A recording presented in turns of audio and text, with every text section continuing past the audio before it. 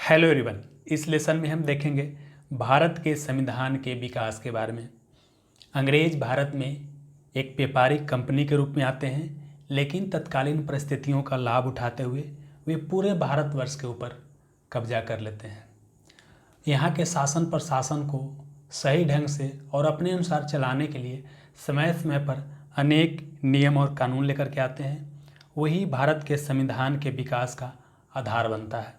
तो इस लेसन में हम देखेंगे 1773 के रेगुलेटिंग एक्ट से लेकर के भारत को आज़ादी मिलने तक जो भी उनके द्वारा एक अधिनियम लाया गया है, उसके मुख्य प्रावधान क्या क्या थे, सारी चीज़ को समझने का प्रयास करेंगे। मैंने डिफरेंट एग्जामिनेशन को एनालाइज किया, जैसे रेलवे, एसएससी, स्टेट पीसीएस, दरोगा एग्जामिनेशंस, असिस्टेंट कमांडेंट, यूपीएससी, और उसके आधार पर जो क्वेश्चन पूछे जा रहे हैं और जो पूछे जा सकते हैं सारे को मैंने शामिल करने का प्रयास किया है। तो इस लेसन को ध्यान से देखिएगा, समझिएगा, आपसे कोई भी क्वेश्चन नहीं छूटेगा। तो चलिए शुरू करते हैं। आगे बढ़ने से पहले कुछ बेसिक तथ्य आपको जान लेना बहुत ज़रूरी है। सबसे पहले ईस्ट इंडिया कंपनी का स्थापना 1600 में होता है। अब आपके दिमाग में आ रहा होगा ईस्ट इंडिया कंपनी होता है क्या। तो देखिए, इंग्लैंड में बहुत सारे व्यापारियों द्वारा मिल करके एक कंपनी बनाया गया, उसी को बोलते हैं ईस्ट इंडिया कंपनी, जिसकी स्थापना 1600 में हुआ। जिस समय स्थापना हुआ उस समय इंग्लैंड की महारानी थी एलिजाबेथ प्रथम। कौन थी? एलिजाबेथ प्रथम। उनके द्वारा एक चार्टर जारी किया गया, मतलब आज्ञा पत्र जारी किया गया, और बोला गया कि आप पूर्वी देशों के साथ व्यापार कर सकते हैं। तो आपके दिमाग में अगर पूर्वी देश क्या होता है, तो चलिए पूर्वी देश को समझने का प्रयास करते हैं। ये वर्ल्ड का मैप है। ए क्या है? एशिया है। ए क्या है? और फिर क्या है? ये यूरोप है। अब देखिए, यहाँ पर कहीं इंग्लैंड है। England, UK, United kingdom, Britain, जो भी बोलूँगा सबका मतलब लगभग एक ही होता है। चलिए, तो देखिए, आपने इस तरह से ज़रूर पढ़ा होगा, इधर ईस्ट होता है पूरब, इधर वेस्ट होता है, ऊपर में नॉर्थ होता है, नीचे में साउथ होता है। तो देखिए, तो इस लाइन के पूरब साइड में जितना देश है उसको बोलते हैं पूर्वी देश। तो ईस्ट इंडिया कंपनी को यह अधिकार दिया गया कि आप पूर्वी देशों के साथ व्यापार कर सकते हैं। ठीक है, चलिए, तो सबसे पहले यहाँ पर आए व्यापार करने के लिए ही। लेकिन इससे पहले एक और जो क्वेश्चन बीपीएससी 63rd प्री में क्वेश्चन पूछा गया था, ईस्ट इंडिया कंपनी के जब इंग्लैंड में स्थापना हुआ था उस समय भारत का शासक कौन था? तो उस समय भारत का शासक अकबर था। देखिए, अकबर का शासनकाल 1605 ईस्वी तक रहा है। कब तक रहा है? 1605 ईस्वी तक रहा है। इस कारण से जिस समय ईस्ट इंडिया कंपनी की स्थापना हुआ इंग्लैंड में, उस समय भारत का शासक अकबर था। अब यहाँ पर व्यापार करने आए, व्यापारिक गतिविधि में संलग्न थे, बहुत सारा फायदा भी कमा रहे थे, लाभ भी कमा रहे थे। भारत पर उस समय शासन था औरंगजेब का। 1707 तक औरंगजेब का शासन था। तब तक ईस्ट इंडिया कंपनी एक व्यापारिक कंपनी के रूप में ही कार्य कर रही थी। लेकिन जैसे इसका मृत्यु हुआ औरंगजेब का 1707 में, तो जो पूरे भारतवर्ष को एक सूत्र में बांधे हुए था, अलग अलग क्षेत्र के राजा महाराजे अलग होना शुरू हो गए और भारत क्या हो गया? छोटे छोटे टुकड़ों में बंट गया। और जब टुकड़ों में बंट गया और सब आपस में लड़ने लगे, तो ऐसी स्थिति में सबको आपस में लड़ा कर अंग्रेज क्या किए? पूरे भारत पर कब्जा करना शुरू किए। इसमें जो महत्वपूर्ण सफलता मिलता है वो मिलता है प्लासी के युद्ध में, जो कि 1757 में होता है। उसके बाद सबसे महत्वपूर्ण सफलता मिलता है बक्सर के युद्ध में, जो कि 1764 में होता है। और इसके बाद ईस्ट इंडिया कंपनी को बिहार, बंगाल और उड़ीसा के दीवानी अधिकार मिल जाता है इलाहाबाद की संधि के तहत। ये भी क्वेश्चन को याद रखिएगा, इलाहाबाद की संधि कब हुआ था? तो 12 अगस्त 1765 को हुआ था। दीवानी अधिकार मिल जाता है। अब क्या होता है? लगभग पूरे भारत के ऊपर अधिकार कर लेते हैं। अब क्या होता है कि यहाँ के प्रशासन को चलाने के लिए अब क्या करेंगे? अलग अलग तरह के एक्ट और अधिनियम लेके आएंगे। उसमें जो सबसे पहला प्रयास किया जाता है रेगुलेटिंग एक्ट। जैसा कि नाम से स्पष्ट है, रेगुलेटिंग एक्ट। रेगुलेटिंग का मतलब होता है नियंत्रित करना। मतलब इसके तहत पहली बार ब्रिटिश संसद ईस्ट इंडिया कंपनी को रेगुलेट करने का प्रयास किया। जैसे देखिए, हुआ क्या कि जो ईस्ट इंडिया कंपनी था व्यापार करने आया, लेकिन अब यहाँ पर क्या किया? क्षेत्र को जीतने लगा, भारतीय क्षेत्र को जीतने लगा। तब क्या हुआ कि ब्रिटिश संसद द्वारा पहली बार ईस्ट इंडिया कंपनी पर नियंत्रण करने की शुरुआत किया गया। तो क्वेश्चन कभी आएगा कि पहली बार ब्रिटिश संसदीय नियंत्रण की शुरुआत ईस्ट इंडिया कंपनी पर किस एक्ट के तहत हुआ? तो 1773 के रेगुलेटिंग एक्ट के तहत। साथ ही क्या किया गया कि उसमें भारत में मुख्य रूप से 3 प्रेसिडेंसी या 3 प्रांत था। एक था मुंबई, एक मद्रास था, एक बंगाल था। क्या किया गया कि मुंबई और मद्रास प्रेसिडेंसी को बंगाल प्रेसिडेंसी के अधीन कर दिया गया। इसका मतलब क्या हुआ, इसको यहाँ समझते हैं। ये तत्कालीन उस समय का भारत का मैप है।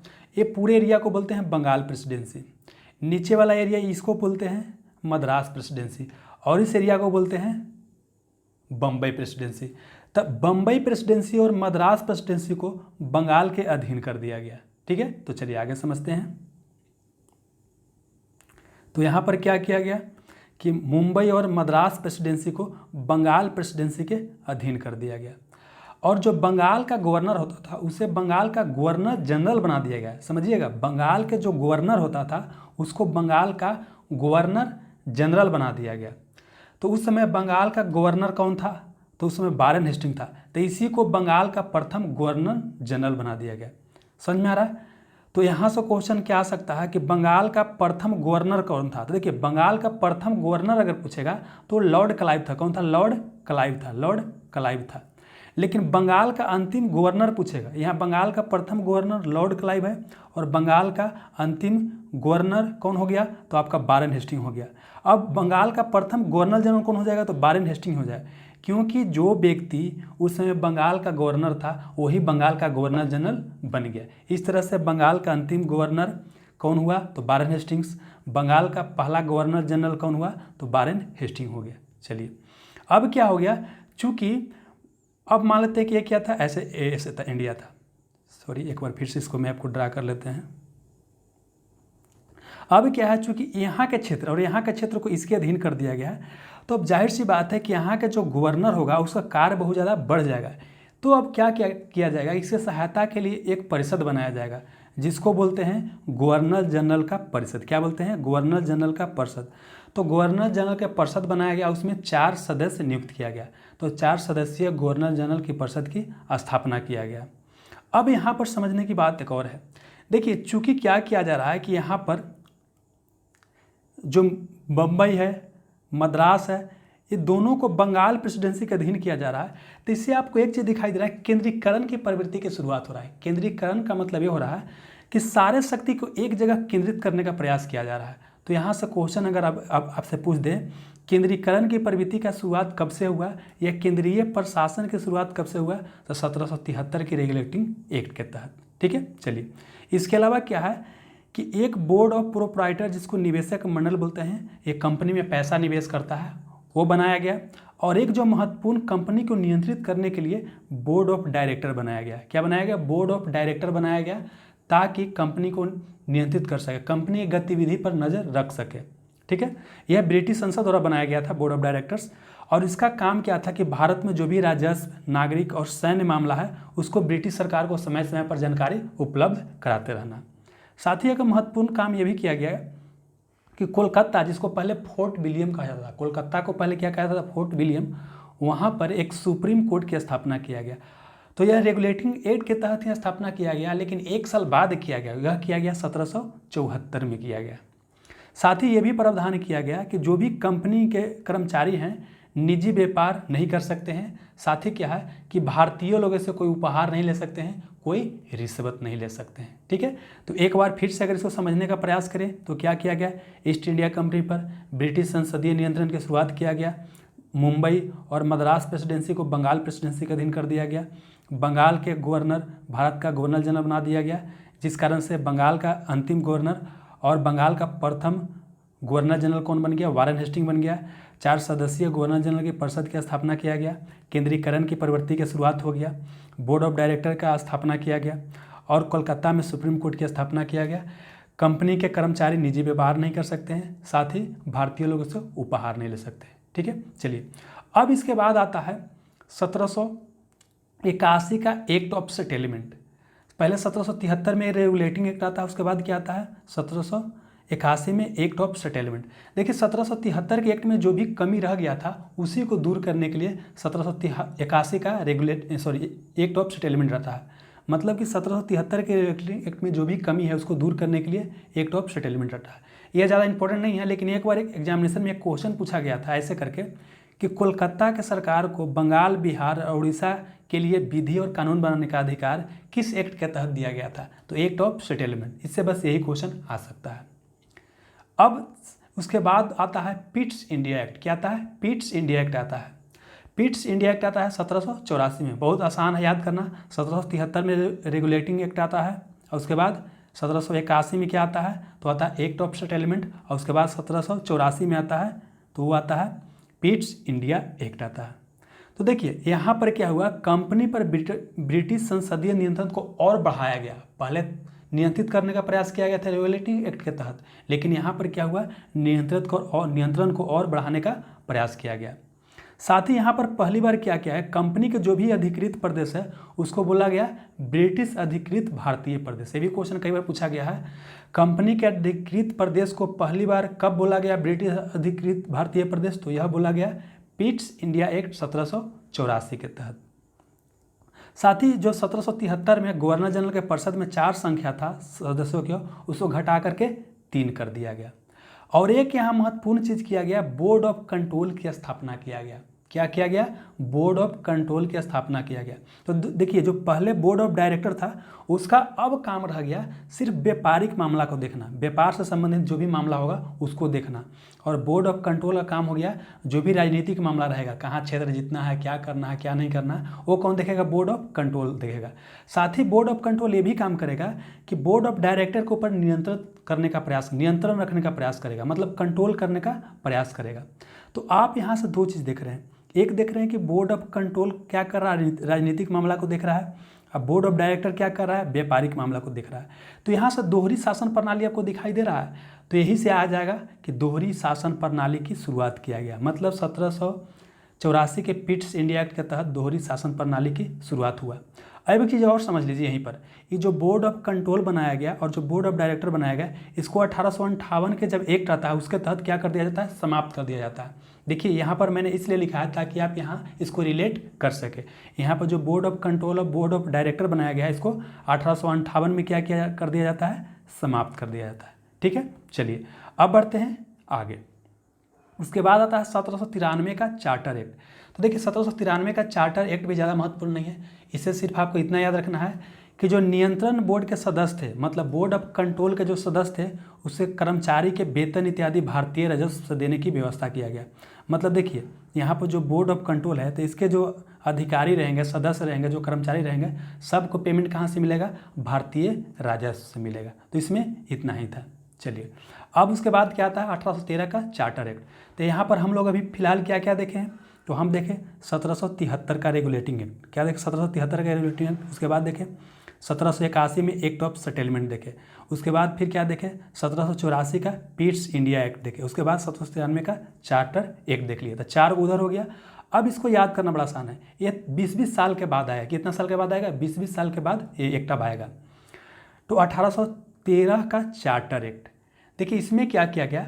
कंपनी से भारत के साथ व्यापार के एक अधिकार को छीन लिया गया। इसका मतलब क्या हुआ कि देखिए क्या कर रहा था कि पूर्वी देशों के साथ व्यापार कौन कर रहा था? कंपनी कर रहा था। लेकिन कंपनी को बहुत ज़्यादा लाभ हो रहा था। अब जब कंपनी को लाभ हो रहा था तो यहाँ जो इंग्लैंड में जो भी व्यापारी थे उनको भी लगता था कि हम भारत के साथ व्यापार करें और हम भी उस लाभ को अपने, मतलब हम भी उस लाभ से फ़ायदा कमा सकें, मतलब हम भी उस लाभ का भागीदार हो सके। इस कारण से वहाँ पर दबाव डाला जा रहा था। इस कारण से क्या किया गया? बोला गया कि व्यापार का जो एक अधिकार है छीन लिया गया। अब बोला कि सभी ब्रिटिश व्यापारी भारत के साथ क्या कर सकते हैं? व्यापार कर सकते हैं। लेकिन चाय और चीन के व्यापार जो है अभी कौन करेगा? तो ईस्ट इंडिया कंपनी ही करेगा। इसको फिर समझना बहुत ज़्यादा ज़रूरी है। कंपनी से क्या किया गया कि जो व्यापार पर पहले एक अधिकार का मतलब होता है सिर्फ कंपनी व्यापार करेगी भारत के साथ, तो यह एक अधिकार को समाप्त कर लिया गया। धीरे से क्या किया गया कि सभी ब्रिटिश व्यापारियों को बोला कि आप व्यापार कर सकते हैं। लेकिन 2 चीज़ पर अभी भी क्या है? कंपनी का ही एक अधिकार है। एक है चाय के साथ व्यापार कौन सिर्फ कर सकता है? अभी भी ईस्ट इंडिया कंपनी ही कर सकता है। और चीन के साथ, चीन एक देश है, उसके साथ भी व्यापार सिर्फ कौन कर सकता है? तो उसके साथ व्यापार सिर्फ और सिर्फ कंपनी ही कर सकता है। ठीक है, चलिए। और साथ ही एक और प्रावधान किया गया कि ईसाई मशीनरियों को भारत में धर्म प्रचार की अनुमति दे दिया गया। तो 1813 के चार्टर एक्ट के तहत क्या किया गया? ईसाई मशीनरियों को भारत में धर्म प्रचार की अनुमति दे दिया गया। साथ ही यह किया गया एक प्रावधान कि ईस्ट इंडिया कंपनी शिक्षा पर प्रति वर्ष 1 लाख रुपया खर्च करेगी। ठीक है, ताकि यहाँ के लोग जो है शिक्षित हो सके और कंपनी के प्रशासन में थोड़ा सा मदद कर सके। ठीक है, ये बात है।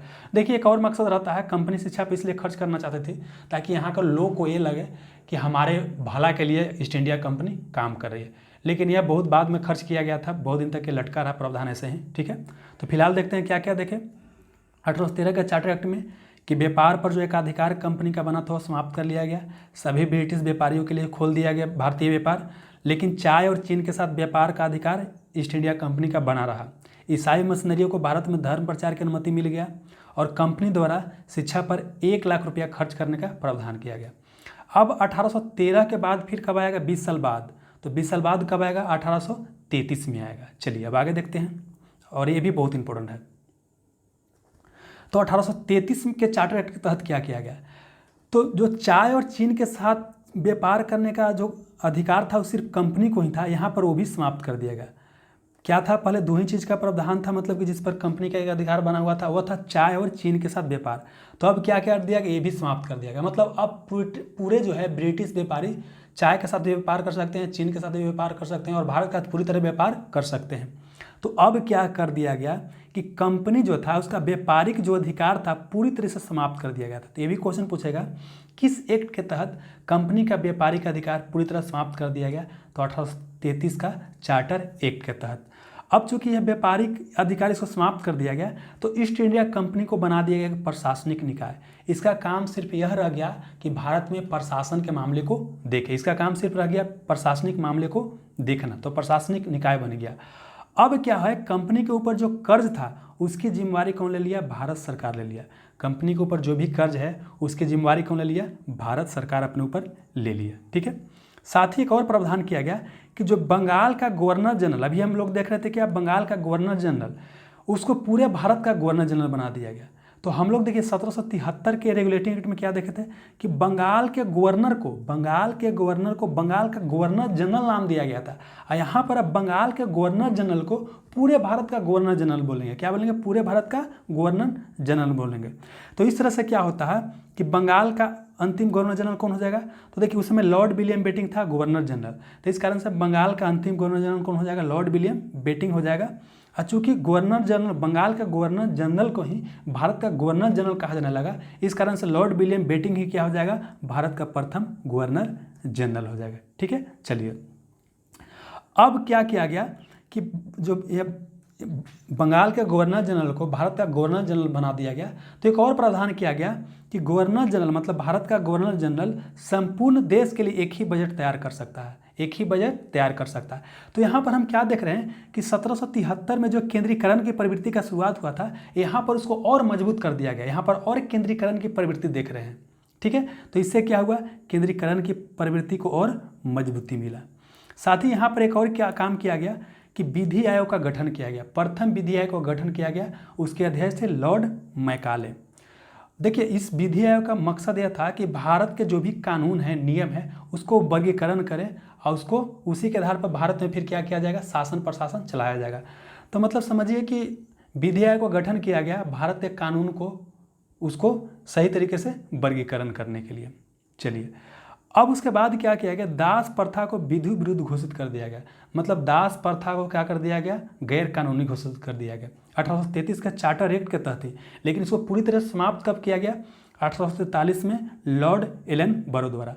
तो क्वेश्चन आ सकता है कि किस एक्ट के तहत दास प्रथा का समाप्त कर दिया गया, तो 1833 के चार्टर एक्ट के तहत।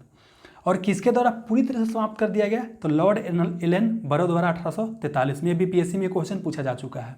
ठीक है, साथ ही एक और प्रावधान किया गया कि जो कंपनी था, मतलब कंपनी मतलब ईस्ट इंडिया कंपनी के जो पद होता था, पहले क्या होता था कि जो बोर्ड ऑफ डायरेक्टर था वही क्या करता था, कंपनी के पद को भरता था। जनरली कंपनी का पद जो भी भरा जाता था वो समझिए कि स्वामी भक्ति के आधार पर होता था, जो ज़्यादा चापलूसी कर रहा उसी को भर्ती किया जाता था, साथ ही भारतीयों को भर्ती नहीं किया जाता था।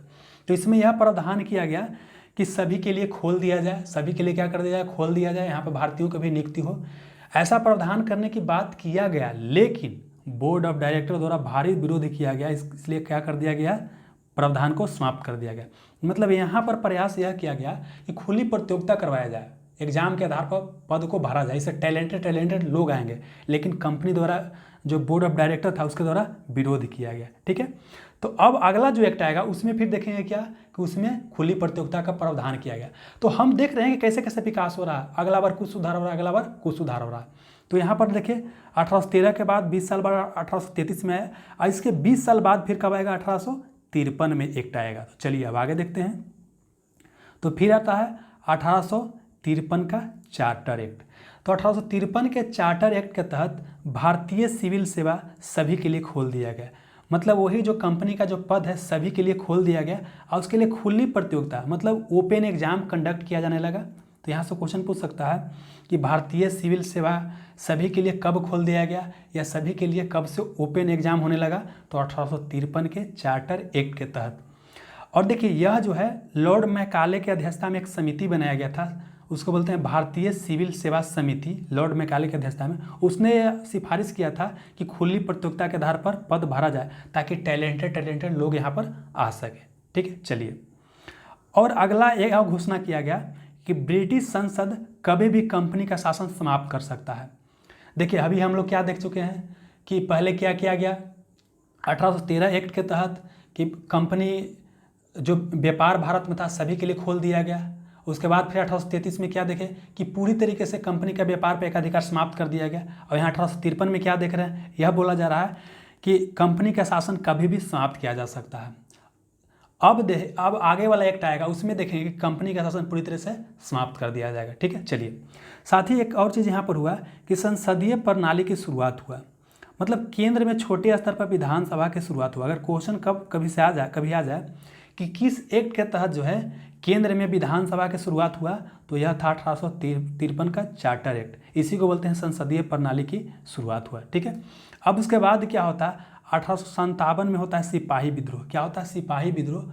और भारत का शासन जो अंग्रेज के हाथों में था लगभग क्या होता है अंग्रेज से छीन लिया जाता है। लेकिन ऐसा सिचुएशन आता है कि बाद में अंग्रेज ही बिजी हो जाते हैं, अंग्रेज को ही जीत मिलता है। लेकिन समझिए कि बहुत बड़ा उसको धक्का लगता है अंग्रेजों को। तो अंग्रेज को समझ में आ जाता है कि अब यहाँ पर कुछ अलग तरीके से हमको शासन प्रशासन करने की आवश्यकता है। ठीक है, तो उसके बाद क्या आता है 1857 के बाद आता है 1858 का भारत शासन अधिनियम। अब यहाँ पर एक चीज़ देखिए, अभी हम लोग सिर्फ एक एक्ट देख रहे थे, चार्टर एक्ट देख रहे थे, और अब जितना भी आएगा उसको क्या बोलेंगे अधिनियम बोलेंगे। तो आपको एक कंसेप्ट यहाँ पर क्लियर ये हो जाना चाहिए कि देखिए 1773 से लेकर के 1853 तक जो भी कानून बन के आया उसको बोला गया चार्टर एक्ट बोला गया। लेकिन 1858 के बाद जो भी कानून बनेगा, जो भी यहाँ पर चीज़ आएगा उसको बोलेंगे अधिनियम बोलेंगे। क्या बोलेंगे अधिनियम बोलेंगे। तो 1858 में क्या आता है भारत शासन अधिनियम आता है। क्या आता है भारत शासन अधिनियम। इसको बोलते हैं गुड गवर्नेंस एक्ट। एक बार क्वेश्चन एग्जामिनेशन में पूछा गया था किस अधिनियम को बोलते हैं गुड गवर्नेंस एक्ट। तो इसको बोलते हैं 1858 के शासन को गुड गवर्नेंस एक्ट बोलते हैं। क्यों बोला जाता है, इसलिए बोला जाता है कि पहले कंपनी शासन कर रहा था, अब यहाँ पर क्या किया जाएगा कंपनी के शासन को समाप्त कर दिया जाएगा। यहाँ पर 1853 में क्या घोषणा किया गया था कि ब्रिटिश संसद कभी भी कंपनी के शासन को समाप्त कर सकता है। तो यहाँ पर क्या किया गया ब्रिटिश संसद जो है ईस्ट इंडिया कंपनी के शासन को क्या कर दिया समाप्त कर दिया गया। यह बोला गया कि आप भारत का शासन सही से नहीं कर रहे हैं, इसलिए हम अब करेंगे तो सही से शासन करेंगे। तो इसी के लिए बोला गया गुड गवर्नेंस एक्ट बोला गया। इसमें क्या किया गया है कंपनी के शासन की समाप्ति कर दिया गया, और जो भारत का शासन था ब्रिटिश संसद के हाथों में चला गया। देखिए ब्रिटिश संसद दे या ब्रिटिश ताज दे, ब्रिटिश क्राउन दे, ब्रिटिश को महारानी दे, सब एक ही बात होता है। तो भारत का शासन किसको दे दिया गया ब्रिटिश संसद, ब्रिटिश ताज या ब्रिटिश क्राउन या ब्रिटिश महारानी को दे दिया गया। साथ ही यहाँ पर एक और प्रावधान किया गया कि जो पहले गवर्नर जनरल था, भारत का गवर्नर जनरल था, गवर्नर जनरल के पद के जगह पर अब वायसराय कहा जाने लगा। क्या कहा जाने लगा वायसराय। हालांकि देखिए ऑफिशियल डॉक्यूमेंट में ऐसा कोई प्रावधान नहीं था, लेकिन आम बोलचाल की भाषा में वायसराय कहा जाने लगा। तो गवर्नर जनरल को क्या बोला गया वायसराय बोला गया। तो उस समय गवर्नर जनरल कौन था तो लॉर्ड कैनिंग था। तो इस तरह से भारत का अंतिम गवर्नर जनरल कौन हो जाएगा लॉर्ड कैनिंग हो जाएगा। कौन हो जाएगा लॉर्ड कैनिंग हो जाएगा। अब प्रथम वायसराय भी कौन हो जाएगा भारत का तो लॉर्ड कैनिंग हो जाएगा। चलिए, और हमने बताया था आपको कि 1784 की पिट्स इंडिया एक्ट में हमने देखा था कि बोर्ड ऑफ डायरेक्टर और बोर्ड ऑफ कंट्रोल दोहरी प्रणाली कर रहा था, दोहरी शासन प्रणाली यहाँ से चल रहा था, उसको यहाँ पर क्या कर दिया गया समाप्त कर दिया गया। मतलब बोर्ड ऑफ डायरेक्टर और बोर्ड ऑफ कंट्रोल के पद को समाप्त कर दिया गया। इस तरह से द्वैत शासन प्रणाली के यहाँ पर क्या हो जाता है समाप्ति हो जाता है। और यहाँ से एक नया पद बनाया गया, उसको बोलते हैं भारत सचिव। क्या बोलते हैं? भारत सचिव। और एक भारत परिषद। यह भारत सचिव जो था यह ब्रिटिश कैबिनेट का सदस्य था, या ब्रिटिश जो मंत्रिमंडल था उसका सदस्य था, और अपने कार्यों के प्रति ब्रिटिश संसद के प्रति उत्तरदायी था। ये भी क्वेश्चन असिस्टेंट कमांड एग्जामिनेशन में पूछा गया था कि भारत सचिव ब्रिटिश कैबिनेट का सदस्य होता था या नहीं। तो यह भारत सचिव ब्रिटिश कैबिनेट या ब्रिटिश मंत्रिमंडल का ही सदस्य होता था, और अपने कार्यों के लिए ब्रिटिश संसद के प्रति उत्तरदायी होता था। ठीक है। और साथ ही भारत सचिव को सहायता करने के लिए एक भारत परिषद बनाया गया। ये सिर्फ क्या था? सलाह देता था। और इसमें 15 सदस्य होते थे। भारत परिषद में कितना सदस्य होते थे? 15 सदस्य होते थे। ठीक है। अब और चीज़ समझना है। देखिए, भारत सचिव का जो पद यहाँ पर बनाया गया है, इसको 1947 में जब भारत आज़ाद होता है उस समय समाप्त किया जाता है। और यह जो भारत परिषद बनाया गया है इसको 1935 में समाप्त किया जाता है। इसको रिलेट करने के लिए आपको यहाँ पर बता रहा हूँ, आगे मैं बताऊँगा फिर से। तो फिलहाल समझते हैं क्या है यहाँ पर। देखिए, गुड गवर्नेंस एक्ट बोला गया, कंपनी के शासन की समाप्ति हो गया, भारत का शासन ब्रिटिश संसद या ब्रिटिश को महारानी को चला गया, गवर्नर जनरल को वायसराय कहा जाने लगा, और यहाँ पर भारत का अंतिम गवर्नर जनरल और प्रथम वायसराय लॉर्ड कैनिंग हो गया। उसके बाद फिर क्या देखें कि बोर्ड ऑफ डायरेक्टर और बोर्ड ऑफ कंट्रोल को समाप्त कर दिया गया, और उसके जगह पर भारत सचिव और भारत परिषद नामक पद का गठन किया गया। तो भारत सचिव ब्रिटिश मंत्रिमंडल का सदस्य होता था, और अपने कार्यों के लिए ब्रिटिश संसद के प्रति उत्तरदायी होता था, और इसकी सहायता के लिए एक भारत परिषद बनाया गया, जो कि 15 सदस्य इसमें होते थे। ठीक है। चलिए अब आगे बढ़ते हैं। अब 1858 के बाद फिर 3 साल के बाद एक और एक्ट आया, इसको बोलते हैं 1861 का भारत शासन अधिनियम। इसको अगर इंग्लिश में बोलेंगे तो बोलेंगे गवर्नमेंट ऑफ इंडिया एक्ट 1861 बोलेंगे। तो इसमें देखिए क्या किया गया, ऑर्डिनेंस सिस्टम की शुरुआत किया गया। ऑर्डिनेंस सिस्टम का मतलब होता है अध्यादेश प्रणाली की शुरुआत हुआ। तो क्वेश्चन कभी आ जाए कि अध्यादेश प्रणाली की शुरुआत कब हुआ, तो 1861 में हुआ था। देखिए, अध्यादेश प्रणाली क्या होता है? जो भारत का वायसराय होता है वह अध्यादेश जारी कर सकता है। आज के डेट में आप देखते होंगे कि संसद का सन नहीं चल रहा होता, संसद का जब सत्र नहीं चल रहा होता है तो राष्ट्रपति केंद्र में अध्यादेश जारी करता है, और राज्यपाल कहाँ अध्यादेश जारी करता है, तो अध्यादेश जारी करता है आपका राज्य में। मतलब क्या देखें कि आज की डेट में जो है केंद्र में अध्यादेश जारी कौन करता है? राष्ट्रपति, और राज्य में राज्यपाल जारी करता है। तो उसी को यहाँ पर किया गया था कि अगर जो केंद्रीय विधानसभा का सत्र नहीं चल रहा है या विशेष कोई ऐसा परिस्थिति आ गया है, तो ऐसी स्थिति में जो वायसराय है वो क्या कर सकता है? अध्यादेश जारी कर सकता है, ऑर्डिनेंस जारी कर सकता है। अब एक और क्वेश्चन यहाँ से ये पूछा जा सकता है कि ऑर्डिनेंस प्रणाली की शुरुआत किसके द्वारा किया गया था? तो देखिए, यह सबसे पहले जो प्रयास किया गया था 1859 में ही किया गया था, लॉर्ड कैनिंग द्वारा किया गया था। इसको बाद में कानूनी रूप से मान्यता मिल गया 1861 के एक्ट के तहत। चलिए, एक और चीज़ का यहाँ पर शुरुआत किया गया, पोर्टफोलियो सिस्टम की शुरुआत किया गया। इसी को बोलते हैं विभागीय प्रणाली की शुरुआत। अब ये पोर्टफोलियो सिस्टम या विभागीय प्रणाली क्या होता है? तो देखिए, आज के डेट में आप क्या देखते हैं कि मान लेते हैं कि केंद्र में अभी मोदी जी का मंत्रिमंडल है, तो इसमें कई सारे सदस्य होते हैं। तो उसमें से जो सदस्य होते हैं उसको अलग अलग विभाग दे दिया था। एक को रेल मंत्री बना दिया गया एक सदस्य को, एक को बना दिया गया फाइनेंस मिनिस्ट्री दे दिया गया, एक को स्वास्थ्य मिनिस्ट्री दे दिया गया। तो यहाँ पर यही किया गया कि गवर्नर जनरल का जो परिषद होता था, गवर्नर जनरल को सहायता करने के लिए, वायसराय को सहायता करने के लिए एक परिषद होता था, उसमें कई सारा सदस्य होता था। तो एक एक सदस्य को एक विभाग का क्या बना दिया गया? हेड बना दिया गया। तो इसी को बोलते हैं विभागीय प्रणाली या पोर्टफोलियो सिस्टम। साथ ही एक और चीज़ किया गया, विकेंद्रीकरण की शुरुआत किया गया।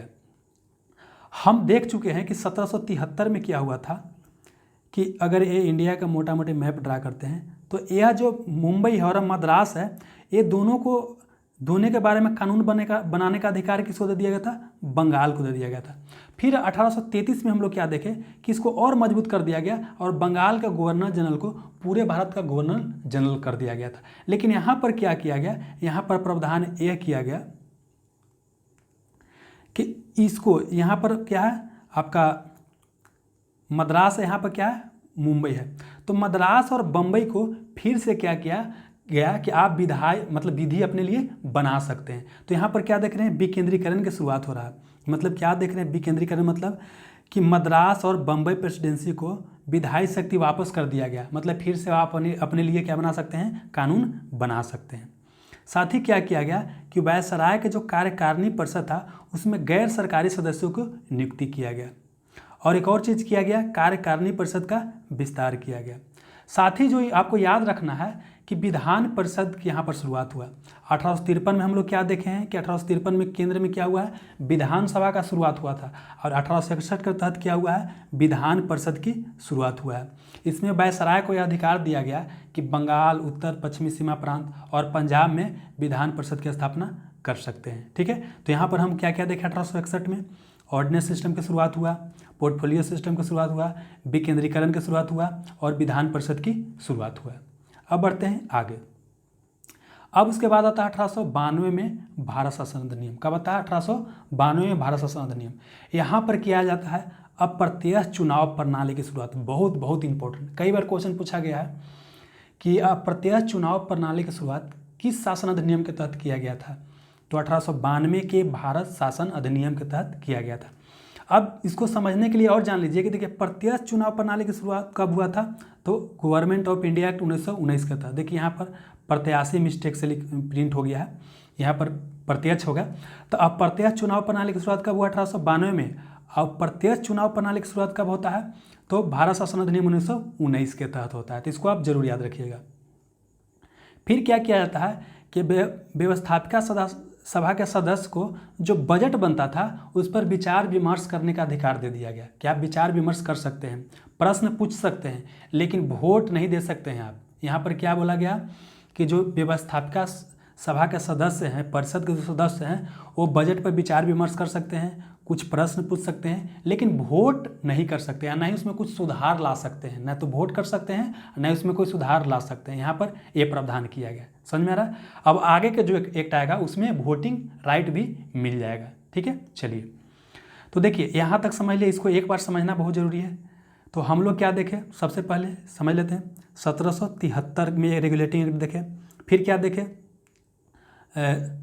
1781 में देखें एक्ट सबसेट एलिमेंट, फिर क्या देखें 1784 में पिट्स इंडिया एक्ट देखें, फिर 1793 का एक्ट देखें। ठीक है, उसके बाद फिर हम लोग क्या देखें 1813 का चार्टर एक्ट, उसके बाद 1833 का चार्टर एक्ट, फिर क्या देखें 1853 का चार्टर एक्ट, उसके बाद फिर हम क्या देखें तो भारत शासन अधिनियम 1858 देखें, और उसके बाद फिर क्या देखें 1861 में भारत शासन अधिनियम, और उसके बाद फिर 1861 के बाद क्या आया तो 1892 में आया है। ठीक है, अब जो है बहुत ज़्यादा इंपॉर्टेंट है। अब देखिए 1919, उसके बाद 1909, उसके बाद 1919 और उसके बाद 1935, ये तीनों बहुत ज़्यादा इंपॉर्टेंट है। यहाँ से सबसे ज़्यादा आपको क्वेश्चन पूछे जाएंगे। तो और अब जो है ध्यान से समझने का प्रयास कीजिएगा। तो देखिए 1909 के भारत शासन अधिनियम को बोला जाता है मार्ले मिंटो सुधार। क्या बोला जाता है, मार्ले मिंटो सुधार बोला जाता है। तो पहले तो आपको ये पता होना चाहिए मार्ले कौन था, मिंटो कौन था, क्योंकि असिस्टेंट कमांडिंग एग्जामिनेशन में सेम क्वेश्चन पूछा गया था। मार्ले उस समय भारत का वायसराय था या भारत का वायसराय था या भारत का सचिव था। तो दोनों आपको कंफर्म होना चाहिए। देखिए सबसे पहले जो नाम रहेगा वो क्या है, भारत सचिव रहेगा, और जो बाद वाला नाम है वो क्या रहेगा, यहाँ का वायसराय रहेगा। वायसराय या गवर्नर जनरल दोनों सेम ही बात होगा। वायसराय या गवर्नर जनरल अगर भी दे दे तो कन्फ्यूजन नहीं करना है। तो मार्ले कौन होगा, तो मार्ले हो जाएगा भारत का सचिव। उस तरह से 1919 में भी देखेंगे तो सेम चीज़ देखेंगे। इसको बोलते हैं मॉन्टेग्यू चेम्सफोर्ड सुधार। तो मॉन्टेग्यू कौन रहेगा, तो मॉन्टेग्यू रहेगा भारत का सचिव रहेगा, भारत सचिव। और चेम्सफोर्ड कौन रहेगा, तो चेम्सफोर्ड रहेगा भारत का वायसराय रहेगा। ठीक है, चलिए हम देखते हैं यहाँ पर। तो यहाँ पर क्या देखें 1909 को भारत शासन अधिनियम को बोलते हैं मार्ले मिंटो सुधार। मार्ले कौन था, भारत का सचिव था, मतलब भारत सचिव था। और मिंटो कौन था, तो भारत का वायसराय या भारत का गवर्नर जनरल, जो आप बोलिए सेम ही चीज़ है।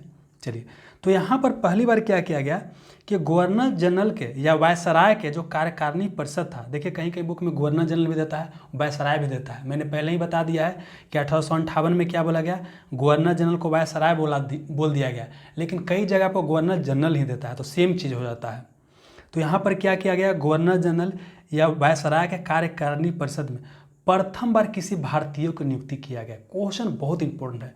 वह प्रथम भारतीय कौन थे, तो सत्येंद्र प्रसाद सिन्हा थे। कौन थे, सत्येंद्र प्रसाद सिन्हा थे। इनको विधि सदस्य बनाया गया था। क्या बनाया गया था, विधि सदस्य बनाया गया था। तो ये भी क्वेश्चन ऐसा पूछ सकता है कि गवर्नर जनरल के या वायसराय के कार्यकारी परिषद में नियुक्त होने वाला प्रथम भारतीय कौन थे, तो सत्येंद्र प्रसाद सिन्हा थे। कौन सा सदस्य बने थे, विधि सदस्य बने थे। साथ ही एक बहुत इंपॉर्टेंट चीज़ ये किया गया कि मुसलमानों के लिए पृथक सांप्रदायिक आधार पर उनको प्रतिनिधित्व दिया गया। इसका मतलब क्या होता है कि अगर कोई, आज की डेट में देखते हैं कि अलग अलग क्षेत्र में चुनाव होता है, तो मान लेते हैं यहाँ चुनाव हो रहा है, यहाँ चुनाव हो रहा है, यहाँ चुनाव, यहाँ चुनाव हो रहा है, तो पृथक सांप्रदायिक प्रतिनिधित्व मुस्लिमों को दिया गया। इसका मतलब ये होता है कि अगर इस क्षेत्र में बहुत सारे रहेंगे, हिंदू, मुस्लिम, सिख, ईसाई सब रहेंगे, लेकिन अगर यहाँ पर कोई अगर मुस्लिम खड़ा होता है तो सिर्फ मुस्लिम ही वोट देगा, वहाँ पर हिंदू, सिख, ईसाई वगैरह कोई वोट नहीं देगा, सिर्फ कौन देगा? मुस्लिम ही वोट देगा। समझ में आ रहा है? तो यहाँ पर क्या किया गया कि मुसलमानों के लिए पृथक सांप्रदायिक आधार पर प्रतिनिधित्व की स्थापना किया गया। ठीक है, अब यहाँ पर क्या समझना है, चूँकि यह सांप्रदायिक आधार पर सांप्रदायिक आधार पर प्रतिनिधित्व देने की यहाँ से शुरुआत कर दिया गया, और यह किसके समय में हुआ? लॉर्ड मिंटो के समय में हुआ। लॉर्ड मिंटो यहाँ का वायसराय था, इसीलिए इसको बोला जाता है भारत में सांप्रदायिक निर्वाचन का जनक। अगर क्वेश्चन पूछ दे कि सांप्रदायिक निर्वाचन का जनक किसे कहते हैं? लॉर्ड मिंटो को कहते हैं। क्यों कहते हैं? आपको समझ में आ गया।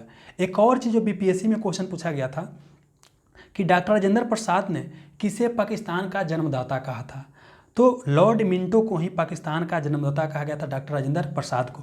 क्योंकि अल्टीमेटली देखिए कि यहीं से क्या होता है, अलग तरह के राजनीति शुरू हो जाता है। मुस्लिम लीग यहीं से अलग डायरेक्शन में चलना शुरू कर देता है। 1906 में मुस्लिम लीग की स्थापना होता है और वहीं से अलग डायरेक्शन में चलना शुरू हो जाता है।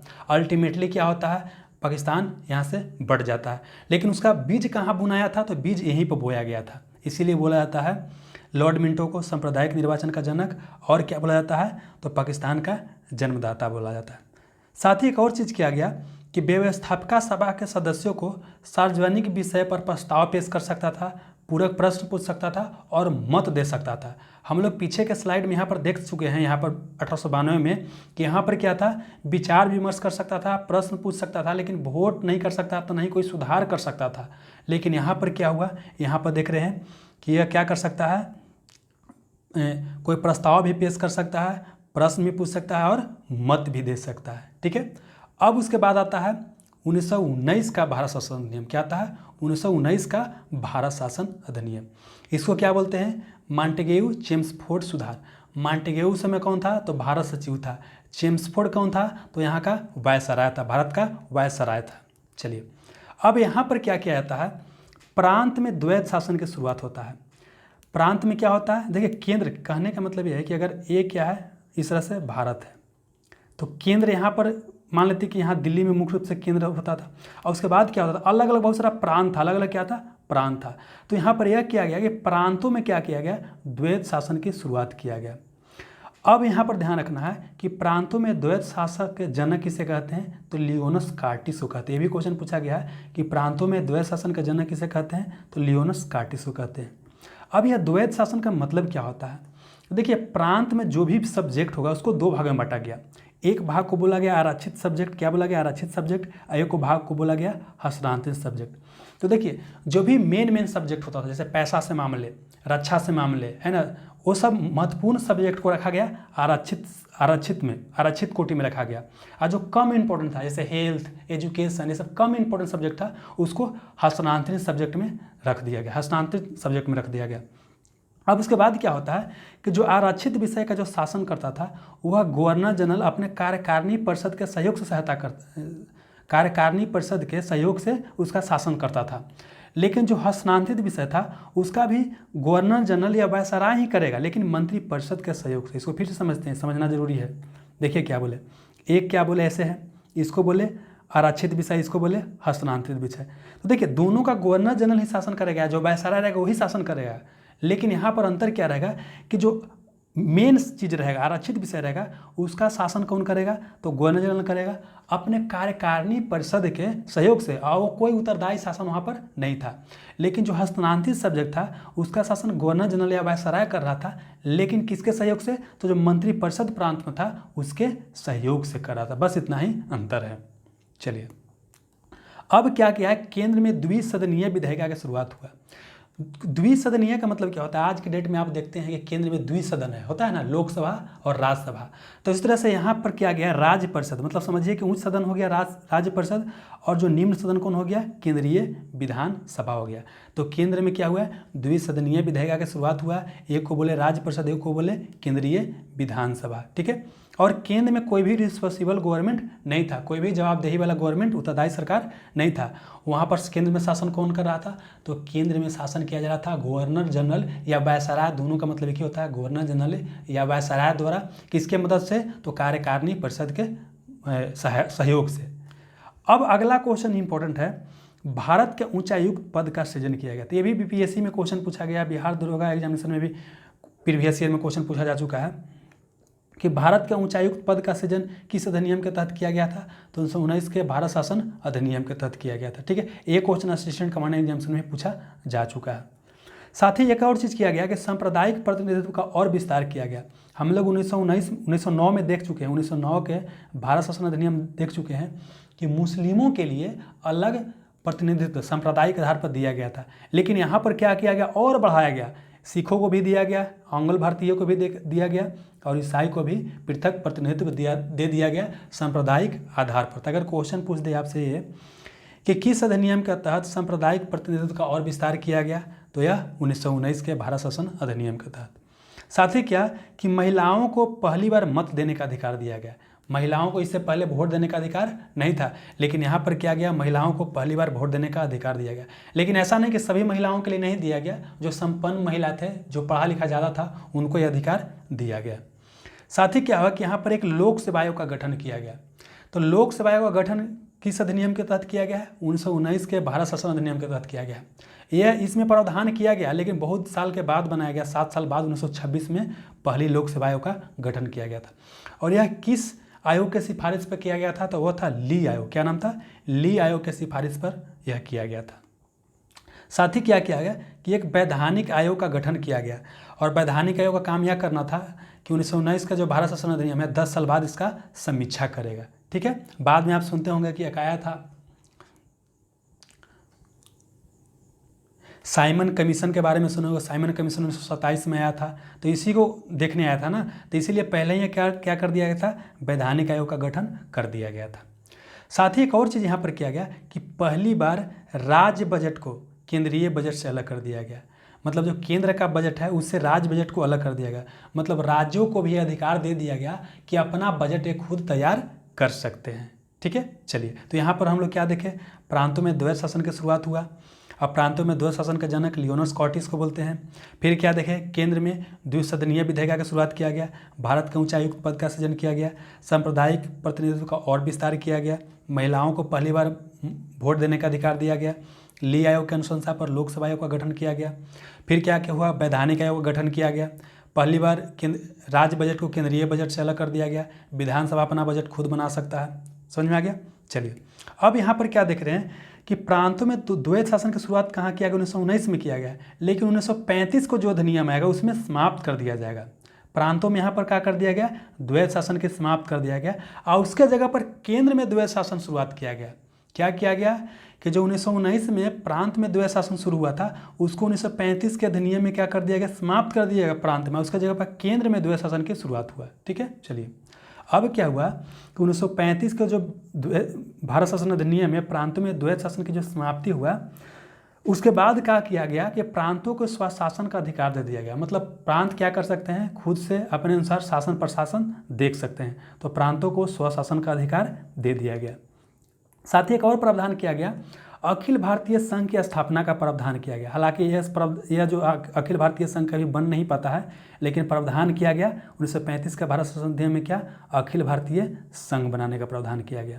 ठीक है, और साथ ही यहाँ पर क्या किया गया? बर्मा, जिसको आज के डेट में हम म्यांमार बोलते हैं, क्या बोलते हैं? बर्मा या म्यांमार बोलते हैं, उसको भारत से अलग कर दिया गया। देखिए, बर्मा को 1885 में भारत में मिला लिया जाता है, और यहाँ पर क्या किया? 1935 के भारत शासन अधिनियम के तहत बर्मा या म्यांमार को क्या किया जाता है? भारत से अलग कर दिया जाता है।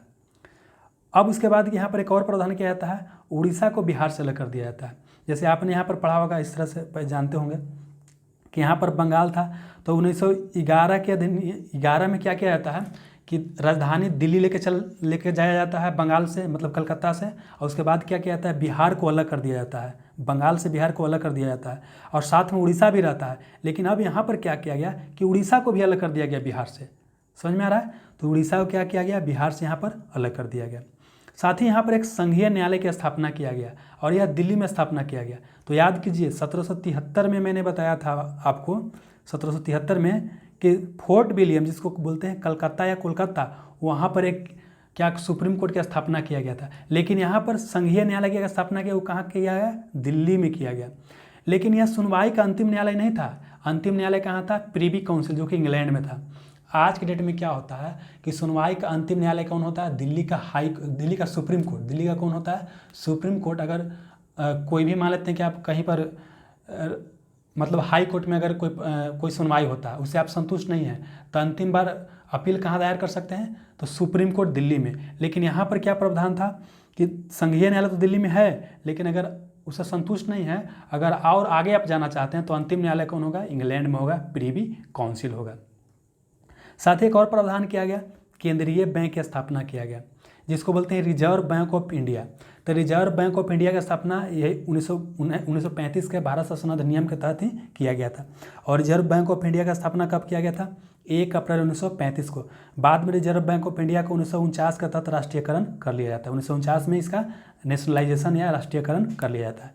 फिलहाल और समझना आपको है केंद्रीय बैंक की स्थापना किया जाता है, रिजर्व बैंक ऑफ इंडिया, और यह RBI एक्ट 1934 के तहत इसका स्थापना किया जाता है। साथ ही एक और प्रावधान किया जाता है, भारत परिषद की समाप्ति कर दिया जाता है। तो याद कीजिए 1858 में मैंने बताया था कि 2 पद बनाया गया था। एक को भारत सचिव बोले थे, क्या बोले थे? भारत सचिव। और एक क्या? भारत परिषद। तो देखिए यहाँ पर क्या किया गया कि भारत परिषद पद को क्या कर दिया गया? समाप्त कर दिया गया। और जो 1947 का भारत शासन अधिनियम आएगा, उसमें भारत सचिव पद को क्या किया जाएगा? समाप्त कर दिया जाएगा। ठीक है, तो यहाँ पर हमने क्या क्या देखा? प्रांतों में द्वैध शासन की समाप्ति, प्रांतों को स्वशासन का अधिकार दिया गया, केंद्र में द्वैध शासन की शुरुआत किया गया, अखिल भारतीय संघ की स्थापना किया गया, बर्मा को भारत से अलग कर दिया गया, उड़ीसा को भी बिहार से अलग कर दिया गया, और संघीय न्यायालय की स्थापना दिल्ली में किया गया। लेकिन सुनवाई का अंतिम न्यायालय प्रिवी काउंसिल इंग्लैंड था। केंद्रीय बैंक की स्थापना किया गया, इसका नाम था रिजर्व बैंक ऑफ इंडिया, जो कि 1 अप्रैल 1935 को बनाया गया था। 1949 में इसका राष्ट्रीयकरण कर दिया गया। भारत परिषद की यहाँ पर समाप्ति कर दिया गया, जो कि बनाया गया था 1858 में। अब फाइनली आता है 1947 का भारतीय स्वतंत्रता अधिनियम। क्या था? स्वतंत्रता अधिनियम आता है। तब यहाँ पर क्या किया जाता है? इसी को बोलते हैं माउंट बेटन प्लान, क्योंकि उसमें भारत का वायसराय कौन था? लॉर्ड माउंट बेटन था। तो 1947 का जो भारत स्वतंत्रता अधिनियम आया है, इसको बोलते हैं माउंट बेटन प्लान या माउंट बेटन योजना भी बोलते हैं। इसमें क्या किया गया कि ब्रिटिश संसद की जो प्रभुसत्ता भारत पर था, उसको क्या कर दिया गया? समाप्त कर दिया गया। मतलब अब जो है ब्रिटिश संसद जो है भारत का असली मालिक नहीं है। अब क्या किया गया? एक और चीज़ कि जो ब्रिटिश सम्राट को भारत का सम्राट बोला जाता था, वो भी समाप्त कर दिया गया। मतलब भारत का ब्रिटिश सम्राट जो है भारत का सम्राट नहीं रहेगा। समझ में आ गया? चलिए, और यहाँ पर एक चीज़ क्या किया गया? भारत सचिव पद की समाप्ति किया गया, जो कि 1858 में शुरुआत हुआ था। उसको यहाँ पर क्या कर दिया गया? भारत सचिव को समाप्त कर दिया गया। और भारत को यहाँ पर क्या कर दिया गया? विभाजन कर दिया गया। भारत और पाकिस्तान नामक 2 स्वतंत्र राष्ट्र का निर्माण हुआ। 2 स्वतंत्र राष्ट्र का क्या हो गया? निर्माण हो गया। और देसी रियासत का मतलब ये होता है कि ये भारत है, तो यहाँ पर छोटा छोटा मोटा बहुत सारा राजा महाराजा था, उसको देसी रियासत बोलते थे। ये इंग्लैंड जो मतलब ब्रिटेन था, उसके नियंत्रण में ही था, लेकिन ये पूरी तरीके से उसके नियंत्रण में नहीं था। या आप बोल सकते हैं कि अंदर का प्रशासन ये खुद संभालता था, बदले में अंग्रेज को टैक्स देता था। तो इनको यह अधिकार दिया गया कि आपको अगर मन है भारत में शामिल होने का, तो भारत में शामिल हो जाइए। अगर पाकिस्तान में शामिल होने का मन है, तो पाकिस्तान में शामिल हो जाए। या आप खुद अलग भी रहना चाहते हैं, तो क्या कर सकते हैं? आप खुद अलग भी रह सकते हैं। ठीक है, तो यहाँ पर यह प्रावधान किया गया। धीरे धीरे क्या होता है कि भारत में लगभग सब ब्रिटिश देसी रियासत शामिल हो जाता है। लेकिन 3 जो देसी रियासत रहता है, एक जम्मू कश्मीर JNK, और एक आपका जम्मू कश्मीर हो गया, एक हैदराबाद हो गया,